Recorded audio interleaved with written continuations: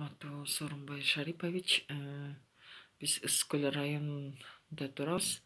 Ысык-Көл районунун элинин атынан жана энелердин атынан сизден суранып кетет элек.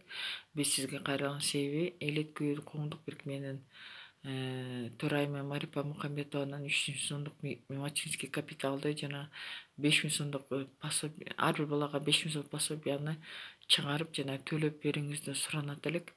Анткени көп үй бүлөлөр аябай материалдык жактан жагырып калып келет.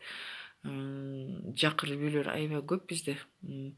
Быйыл балдардын коргоо жылын деп атаган турбайсызбы? Ошо эненин жана балдардын коргоп жана колдоп бериңизди суранат элек. Анткени ар бир эне баланы кантип багабыз деген маселе жүрөгүн оюп келет. Ошол материалдык, ошол пособияны 5.000 сомдук эгерде чыгарып берилсе, ушундай жагдай жоюлат эле.